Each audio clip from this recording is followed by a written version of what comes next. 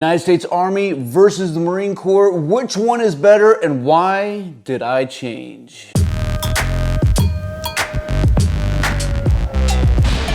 Hey, welcome back to the channel, everybody. As always, man, it is so good to see you. So that's what we're going to break down, some of the similarities and differences between the two services, between my beloved Marine Corps and my beloved Army, and why I changed. We're going to talk about things like duty stations, uniforms, training, discipline, pride, benefits, promotions, the whole 9 yards, man. We're going to break everything down. We're not going to hold anything back. I'm going to tell you everything straight from my experience from both branches. Let's do this. Hey, make sure you leave some comments down below. I know a lot of y'all have already served, and hats off to you for that, joining on the conversation. And if you're looking to make a decision, hopefully this video will give you a little food for thought. And leave some comments down below as well. If you have any questions about either one, either myself, I'm sure one of the other subscribers will be happy to answer your question for you.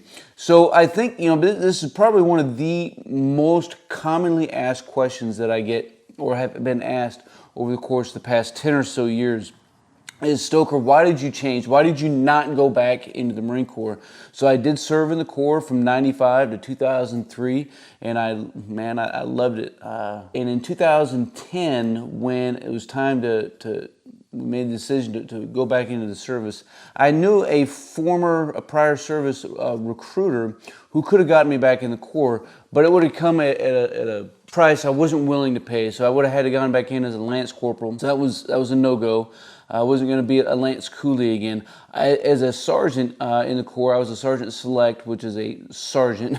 Being promotable doesn't mean anything. I did have a prior service dude, and I ran him up one side of the flagpole and then right back down the other one. Man, oh yeah, you little dirty traitor. You got out of my Marine Corps because you wanted to go be a dirty stinking civilian. Now you're working for me. Oh no. Man, I was something back in the day, that's for sure. It's not that I was concerned about dealing with somebody like me. Too much of a pay drop was going to be too much. Going into the Army, I was able to come in as a specialist, which was still a little bit of a bust, not being an NCO anymore, but it wasn't like I was being a Lance Corporal, and I figured that some of the promotions was going to be a little bit easier in the Army as compared to the Marine Corps. And duty assignments. So, in the Marine Corps, you have the East Coast, West Coast, and Okinawa. And that's pretty much it. In the Army, you have, countless duty assignments and locations because the Army is so much bigger. So I figured there's going to be some more opportunity for the family. And, I knew that the Marine Corps had changed. I didn't want to be the guy going back in saying, well, back in my day, nobody likes that dude. And so I didn't want to deal with that. I would rather the Corps been what it is in my memory. And I'm already a Marine, so I don't have to go back and do that again. I'm still a Marine, right? So those are kind of the reasons why we decided to go into the Army versus the Marine Corps. So now let's go ahead and break down some of these differences. We kind of already discussed, duty stations, and to make things worse between the two. Well, it's kind of a similarity between the two. So Korea and Kuwait are like the Army's Okinawa. If you ask for either one of those duty assignments, you're going to go there. If you ask for anything else, like in the Marine Corps, man, if you ask for Pendleton, you're probably going to get Okinawa or Lejeune. You're not going to get Pendleton. That's just how it works. In the Army, if you ask for Hood, maybe you'll get Korea or Bliss. They'll get you close sometimes. But, if you're a first-termer, definitely, if you're a first-termer in the Army, you can pretty much get whatever you want. After that, I didn't get what I wanted because I was prior service. So, I even tried to go to the Ranger Battalion out of AIT, and I couldn't because I was prior service. It made no sense. But duty stations, duty assignments, I think is definitely going to go to the United States Army. So uniforms I got up here is next, and I think we can all testify that the Marine Corps uniforms, the dress blue uniform, is hands down the hottest thing, man. You put on dress blues and things start to drop, if you know what I'm saying. Things start to drop. So I think, Man, it's just, there's something about the dress blue uniform. It's been around for such a long time. You know, in the Army, we change uniforms every time we sneeze, so it's just one more thing to pay for. And it's not, you know, I like the new greens. I think it's a good throwback to World War II. I don't even have them yet. Only a few select people have them. But, you know, I mean, we'll see. I don't know if I'll buy them or not. Probably not. I'm getting too old. So uniforms, we'll go with the USMC. Let's talk about some benefits. So the same benefit package that you get from serving in the Army is the same benefit package you're going to get serving in the Marine Corps. So we're talking about chow, and man, chow equally sucks in both. Pay is the same. If you don't want the chow, get married and move out of the barracks. Leave, everybody gets the same amount of leave. 30 days paid leave is paid vacation. You know, if you're a civilian.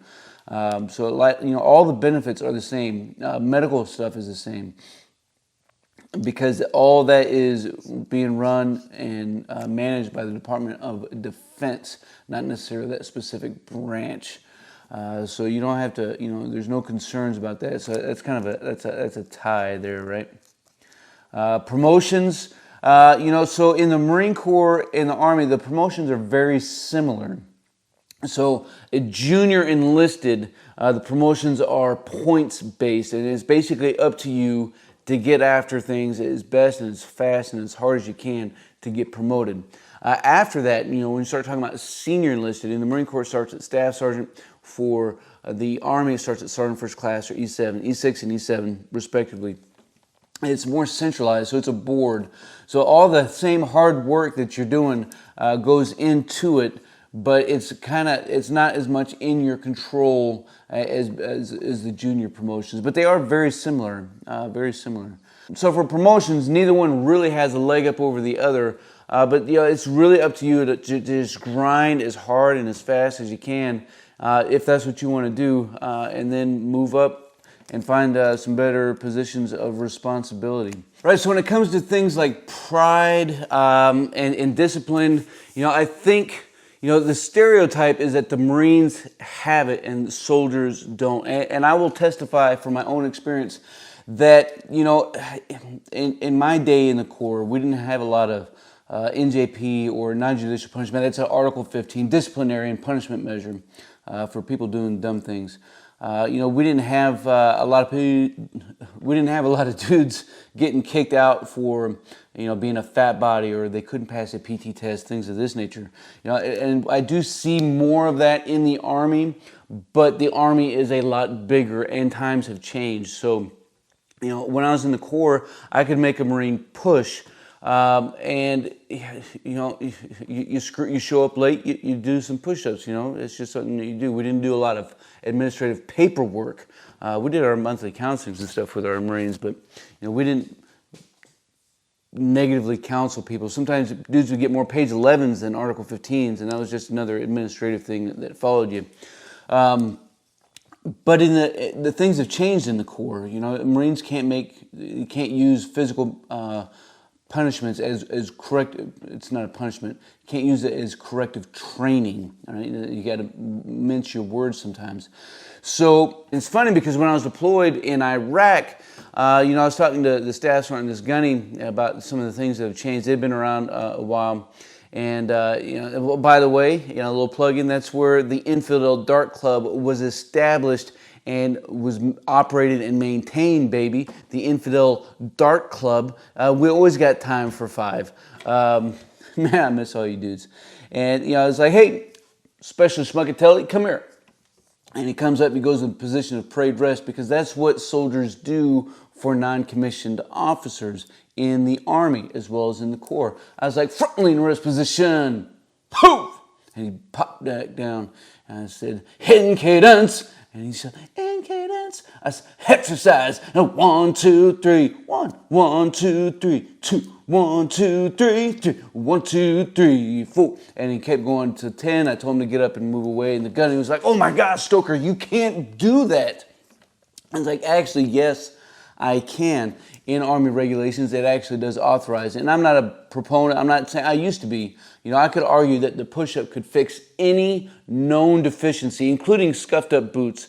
But I was never a firm believer in smoke sessions, just making people sweat to sweat.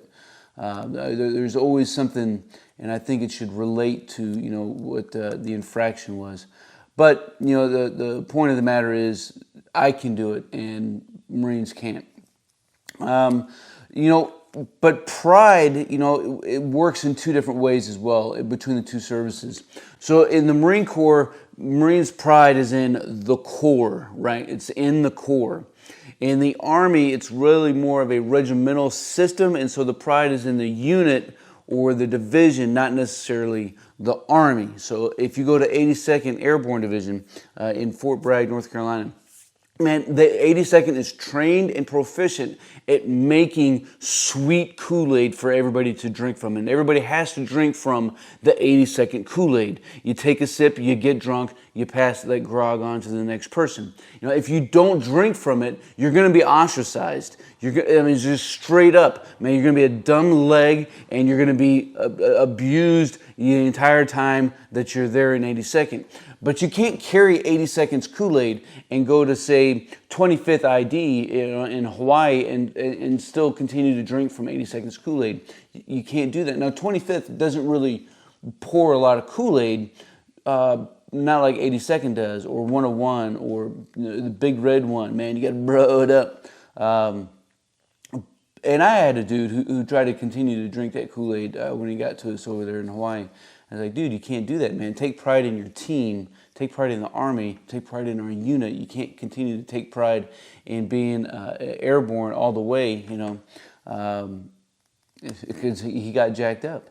So I don't know that either one really is a leg up. Although I will say, if you ask any Marine, and I'm going to recant that. So if you ask any Marine to tell you about the Marine Corps, we're going to be able to talk to you about, Smedley Butler and Archibald Henderson and Tun Tavern and Dan Daly and, Chesty Puller, of course, and all of our legends, our Hall of Fame that we have. If you ask a soldier, they may have a harder time in doing that, again, because of the regimental pride versus the Army pride. And I think that's a little bit of a shame. And so I think because of that, because no matter where you go, you can take being a Marine and the history and the customs and the traditions and the courtesies that you have, and it doesn't matter where you are. I can talk to my dad. I could talk to my grandfather if he was still around. I could go talk to any stranger out there. Mark Townsley, man, I could go talk to him. I could go come out there and talk to you. We could have a beer and we could talk Marine stuff. I'm not saying that soldiers can't, but it is a little bit different. So I'm going to take that one to the core. Now, discipline, I think is another one because, I think we have a tendency, that stereotype that sees the Marine in uniform taking pride. Now, neither service takes pride in their utility uniform anymore. It's not something that happens. But I think, when it comes to some other things, whether it is drill and ceremony, the Corps probably has a little bit of a leg up. But when it comes to disciplined soldiers or disciplined Marines, where that resides from, and I'm starting to feel myself get up on a rant here because I've met too many NCOs who complain about lack of discipline in junior soldiers. And if you're out there, man, I'm going to make this a separate video just for you, between me to you, because you need to stop complaining, man. If you need more discipline in your team, then you need to exercise your authority given to you as a non-commissioned officer. That's enough said. It's not basic training's fault. It's not your AIT drill sergeant's fault. It's none of that stuff's fault. It's your fault. It's my fault. It's us. The buck stops here. Quit passing the blame. Rant over. Discipline's equal yoke. Training. I thought, both really get...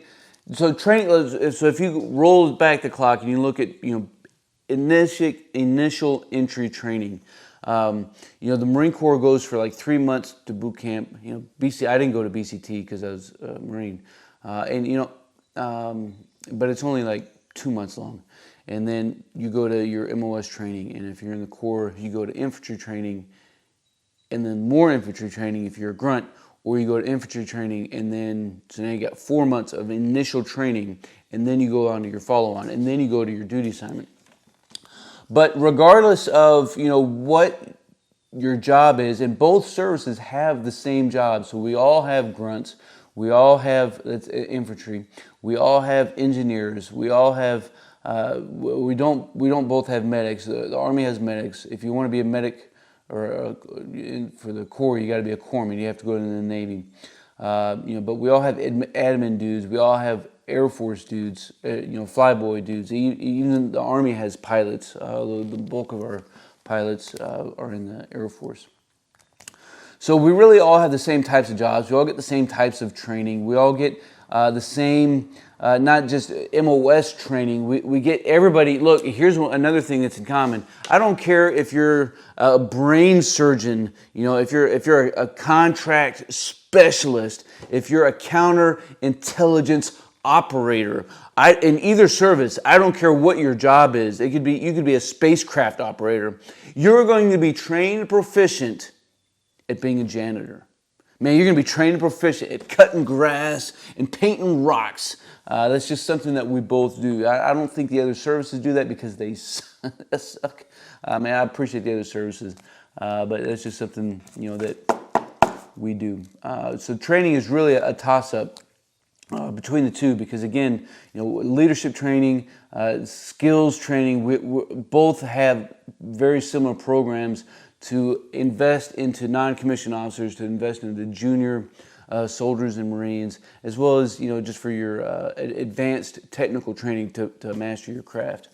So I think that about probably covers everything. Again, I look forward to seeing your comments down below, and we keep this conversation rolling. And let me know what if I can learn how to talk, let me know what your thoughts are as far as what branch is better than another one. We didn't talk about combat lethality, which one is ultimately more powerful than the other. And as much as I love the Corps is small, right? The Corps is small. So when recruiters are out there and they have the recruiter cup, and this also goes back to pride, and they dip from the sea of civilians and they shake it off and they put it down there and say, here's your dues to train them. We're all pulling from the same batch of people. It's all one America that we're pulling dues from. But the Army's pool is a lot bigger because the Army is bigger. We're probably 5 times bigger than the Corps, including Reserve and National Guard. So when you take all of that into consideration, I love my Marine Corps, but man, there's no chance between the two. But they also had different things that they're required to do. So the Corps needs to be smaller and more nimble, and the Armies, we're huge and cumbersome. We're a big elephant. So that's just my 2 thoughts there. So let me know what your comments are, and man, we will keep this conversation rolling. If you haven't already done so, you want to master your craft, make sure you hit the subscribe button and hit that notification bell so you can stay up to date on some future content. Now, I told you I was going to tell you which one if I could only pick one. I've been in both, so I didn't just pick one. And before I tell you mine, here's another thing. If you want to be a Marine, go be the best stinking Marine that you can be, and thank you for your service. If you want to be a soldier, then go be a doggy, and let's be the best soldiers, warriors, members of a team that we can be. If you're debating between the two, you can always go from the Corps to the Army, but nobody goes from the Army to the Marine Corps. Nobody does it. Just like nobody resigns their commission to become enlisted again. I'm not saying that commissioned officers are better, because they're not. But if you're debating between the two, join the Corps, or take all of this into consideration to make a decision, or join the Corps and then join the Army later. You can always do that. I did. A lot of people do. Where do Marines go when they want to retire? Man, we go to the Army. So here's my takeaway. If I could only choose one, which I didn't, I chose both. If I could only choose the United States Marine Corps or the United States Army, which one is better? It is absolutely, hands down, no questions asked, the United States